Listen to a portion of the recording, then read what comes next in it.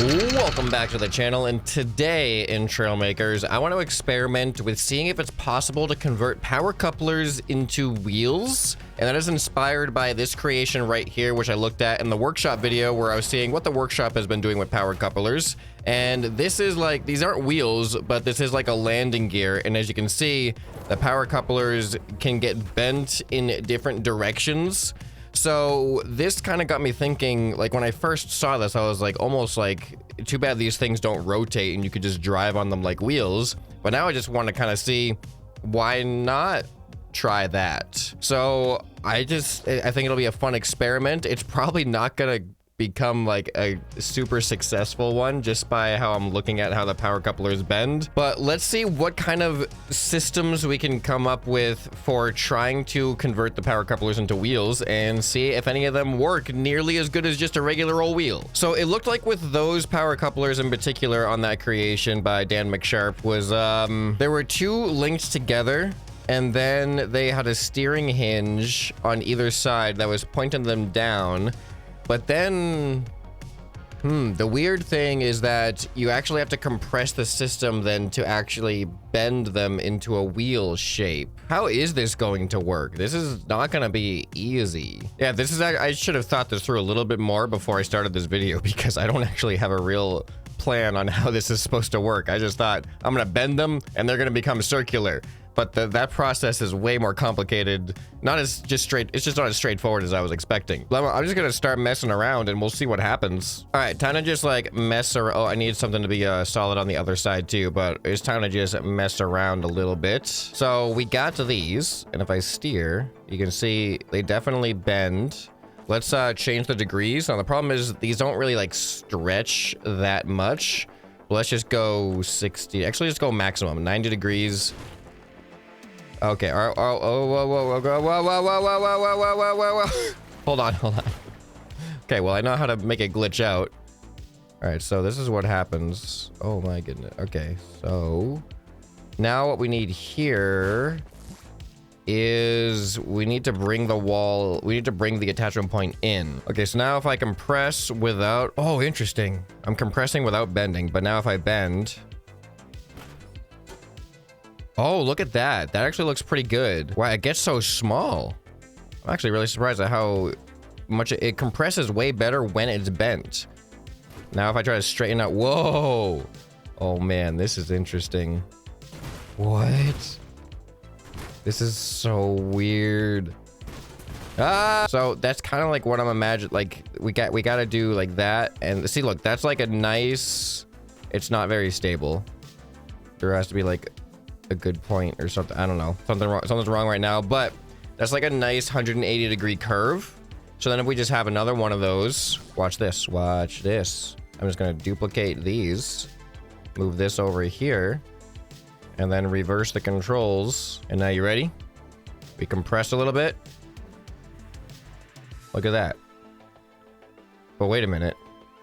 One big problem. How do we make this spin? How do we make this spin? Because I can't attach something to the middle because there's nothing in the middle. But this looks pretty wheel-like to me. And the other thing is the attachment point of these steering hinges.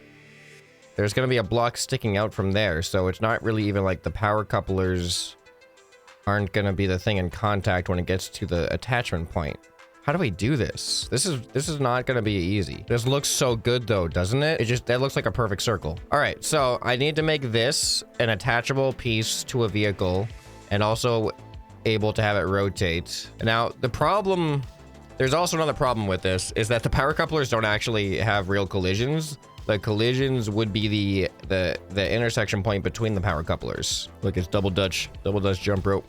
All right, we got a concept down, but it is really not ideal yet. All right, now I'm just brainstorming ideas of how we could potentially, how do we make this do a thing where it can be attached and not interfere too much? So one potential thing is we do this, and can we have like a flat piece?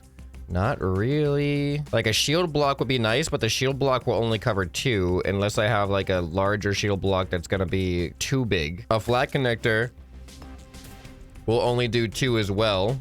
Yeah, see, like this connector, it doesn't have like a connection point in the middle. So then this is not attached. This is so close to being like not the most terrible workaround, but I just don't have like a piece that accomplishes what I need. You know what? I would also need a center with these. And then right here is where the rotation point could be attached. So, man, the annoying thing, like, if this isn't flat, it's gonna be like pipes like this.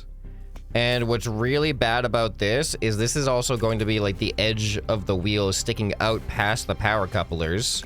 So here, let me just see how this looks now.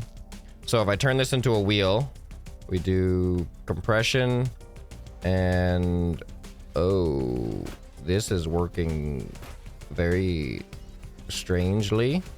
Like the hinges on the right side, they're not attached. Why is that happening now? They should be like theoretically identical to the previous version, almost. The only difference is that we have these pipe pieces now. So if I delete the pipe pieces and bring it back, is this better again?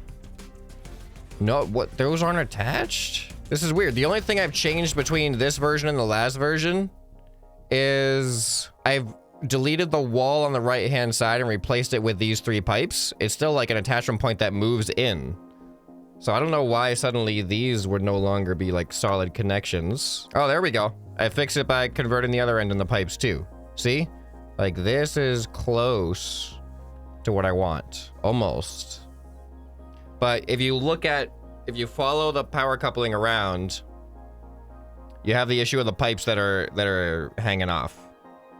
I want those pipes to not be on the edge like that. I can't think of a way to get the power coupling to be the outermost thing, because you need to bend them from the inside out. All right, let me save this right now. I just thought of a potential alternative shape or design. All right, let me just see what happens if I do this. No, this isn't gonna work either. This might not be like... Someone's gotta be able to come up with a way to turn power couplers into wheels. But this is starting to feel like it might not be a reasonable option. See, part of the problem is that the power couplers only attach perfectly in a straight line. So if this is ever gonna curve, the attachment point, it always needs to be on the outside. So there's always gonna be an extra thing. You can't really build from the inside to attach. Like the inside of the wheel can't really be the structure that attaches to the end of the power coupling. So there's always going to be something on the outside that is going to be spinning against the ground and potentially colliding against the ground that is not the power couplers. But if I do make them slightly bigger, that is going to make the impact of those attachment points a less significant ratio of the entire wheel. So that could be the way to go, is just go a little bit bigger instead of 2. Maybe let's go with 3. Oh, wait a minute. No, whoa, hold on. Maybe. Let me try something now. I will use the flat connectors to then route an attachment point into the middle. So there is gonna have to be like a 4-block gap between the ends. But I don't know if the bending, this could work. No, this could work maybe. This could maybe work. Okay, so then from here, we attach the steering hinges. These are gonna collide a little bit unless I go 1 more. Yeah, then they're gonna meet in the middle right here. Okay. This could be interesting. Right now, in my mind, it feels like what I'm about to build has a lot of potential. But I can also see this just turning into a complete, like, nothing works the way I expect it's gonna work, and it's gonna be a complete disaster. So I'm excited to see the results of what I'm building right now. This isn't the ideal center point for a wheel. It's gonna be a slightly lopsided rotation, because we're gonna have to attach it to a 2x2 rotating center point. This is just a 2x1 center point. But let's just see what this feels like as a concept right now. We attach it just like that, and then... So compression... Oh, it worked exactly like I was hoping. Now, all the parts are on the inside, and you can see the edges of where the attachment points of the power couplers are. They're on the outside. That actually worked amazing. I'm very proud of myself for that system there. Okay, so now I just need to hook that up so that it'll automatically apply. in like one smooth motion. What's cool about this too is that the pistons at their maximum contraction make it like the perfect distance of contraction for the circle. Oh, let's change the stiffness. What if the stiffness is lower too? Stiffness is now 0. Stiffness could be a fun... It doesn't really seem to make a difference from here, but when there's actually weight on the wheels, stiffness could be a fun thing to play with to see if it like adds cushion to the wheels. But now there's a slight issue where when this is attached to like a rotating servo or something, it's gonna be lopsided rotation. Whoa! Whoa, that was a cool shape. What if I do... Oh, okay. There's some weird things happening. See, here's a rotating servo. So this is definitely going to be a wobbly rotation. And now the rotation, as you can see, higher and lower. How would I center that? If I made it a 2x2 center point, it's going to create a bigger gap on the connectors. It's a cost benefit. Like, do I want a bigger gap on the ends of the couplers, or do I want a slightly lopsided rotation that's going to make the whatever vehicle I build bouncy? All right, so now I take these and I bump them up, and then all of this center point gets duplicated, and there we go. Now it has a centered attachment to the rotating servo. But what does the wheel itself look like? What, wrong way? All right, see, now it's more of an oval unless I like go out a little bit, but now you can see it'll rotate centered. There's just a bigger gap between the two halves. Man, I don't like how much more oval it gets in this shape. It's like perfect with a single set of pistons instead of the 2x2. Okay, I think I figured it out. We're not perfect yet, but I'm back to the center point one here. And then what I'm gonna do is I've attached it to the servo with this other piston. And now I can set the starting position of this piston. I just need to dial it in so that it contracts not all the way, but just enough so that it sits centered on the servo instead of at one side. So you can see there is like a little bit farther down than center. So I think kind of medium in between. So instead of 0.2, 0.15. Oh, that looks pretty centered. And then I changed it so that now I just press one button to toggle on wheel mode. There we go. And that doesn't look too wobbly to me. Did I reinvent a wheel? Let's slap this thing on something and find out. How fast can this rotating servo spin? All right, here's maximum speed apparently. Oh, that's enough to be a car. It's not actually as round as it could be. I think it's compressing too much. You know what? You know what the piston set, you know what we need for a piston setting? Not only a start position, but we need an end position. If I want to like have it, if I want to press a button and have it contract, I want to set where it stops. But I can just do a thing here. How do I do it? I will have an altitude sensor on this rotating servo because I got space on it and it's part of the wheel system. So this is going to be my trigger. This is going to auto trigger the steering hinges. And then these pistons are no longer going to be triggered manually. I'm going to set the pistons on a starting position as well. So instead of 0, we're going to go like 0.1. We just want to create like the roundest wheel. That looks pretty good. That actually looks pretty good. Like just watching the edges, there's minimal wobble compared to what it was before. I'm actually pretty happy with this. Dang. When I started this episode and did my first prototype, I was like, this is a dumb idea. It's never going to work. But this actually is working. All right. Well, we don't know if it's working. It's visually working. Is it physically going to work though? All right. Let me save this before I lose it. Now we can attach this to the vehicles. So this thing does need to be able to steer. So let's attach a steering hinge. All right. And we should be able to mirror it to the other side. All right. That's looking good. And then copy back there, mirror it. All right. What does this look like when I spawn in? Oh, the mirrored ones have to get adjusted. Oh, the steering also has to be adjusted. All right. The front looks good. We need to adjust the back. There we go. All right, you think this is gonna work? Not it. Okay, now everything needs to be adjusted. Okay, here we go. No way. Oh, no. When they break, it's actually kind of cool. All right, so they're not that great right now, but this is just first try. It could be, let's go slower for now. I just want to see this thing roll. All right, so this is what it feels like. I don't have any suspension on this thing too, but this is functional. All right, now let's mess with the stiffness. I think they're on maximum stiffness right now, or are they on minimum? Oh no, they're on minimum stiffness. What if I have them on maximum stiffness? Oh, oh no. Maximum stiffness bad. All right, minimum stiffness, definitely what we need. Let's go back to minimum stiffness. Oh, so... Wait, no. Wait, no. Why broken? No, something's wrong. Something's wrong. Oh, so the thing that's wrong is they did not get saved at minimum stiffness. All right, minimum stiffness now? There we go. Round good. All right, so we just need to put suspension on this thing. All right, I doubled up the suspension just because I have like that double steering hinge and I wanted it attached on both points. But I put the suspension stiffness like all the way down on all of them. Let me lower the dampening just a little bit. But I had to add a ton of weight to this thing just to like make them really start flexing. And it seems to be doing its job. Oh, actually, it's doing its job even more now. Wait. Okay, now we're fine. I think we're good. I'll put the stiffness up a little bit, 0.2. Okay, now let's try bumping up the speed. Let's go back up to max speed. Oh, so much better.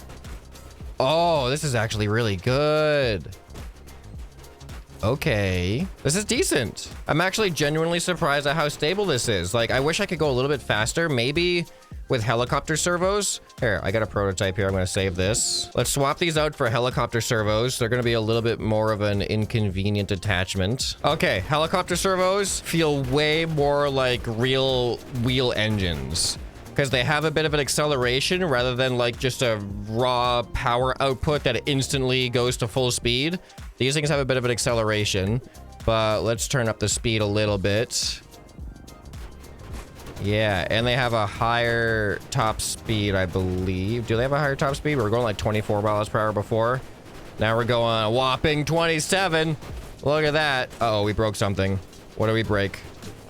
I don't know what we broke. All of the power couplings still look to be round. Round is good. All right, let's bump up the speed all the way up to max and see how that feels. All right, we went from 27 and now, hold on, we need flat ground. We went from 27 miles per hour and now we're going a whopping 26 is 27 miles per hour. Oh no, that time we broke a piece that is noticeable. Okay, so that's interesting. From like 7 speed to 10 speed on the servos doesn't make a difference in our actual max speed. All right, suspension is doing its job. Everything seems to be doing its job. Let me just give slight more aesthetics to this thing, and we got ourselves a power coupling wheeled car. All right, and here is the power coupler wheeled car. Oh, I broke something again. Somehow surviving. I don't know what I broke. I have a lot more parts to lose now this time. I added a fake engine in there. The engine isn't actually doing anything because we only got real wheels on this thing. But I love I think my favorite power coupler color is this orange. This orange is like really, really good. But I mean, it seems like this started off almost hopeless in my mind, and it ended up exactly what I always hoped it would be. Like, we got power coupling wheels. They look like real wheels. And they actually function, even despite the lack of collisions in between the attachment points. They actually feel realistic. Or should I say, wheelistic. I wanted to see if I could do a little bit of off-roading here. Oh, look, you can see the wheel bending. I saw a little bit of the wheel flex that time. That was awesome. Oh, no. Oh, no. I gotta be honest. The deterioration of the power coupling wheels when they just have a strand flowing around, that's kind of like the best. I really like that aspect of the destruction. It's really satisfying. Let me see if I can do it one more time by crashing into this thing. There we go. I love it. Oh, I lost the piece that would make it look cool. Oh, there we go. That's awesome. That's awesome. I love that. All right. I don't know if I'm the first one to do this. I didn't see this on the workshop, but this is my way of doing it, and I'm actually very happy with it. If you guys have any other ideas you'd like to see with power coupling, let me know down in the comments below. If you enjoyed this video, you'll probably enjoy some more that you can find right here on the end screen. Hope this video has earned your subscription. Anyway, this has been ScrapMan, and I'll see you next time. Bye.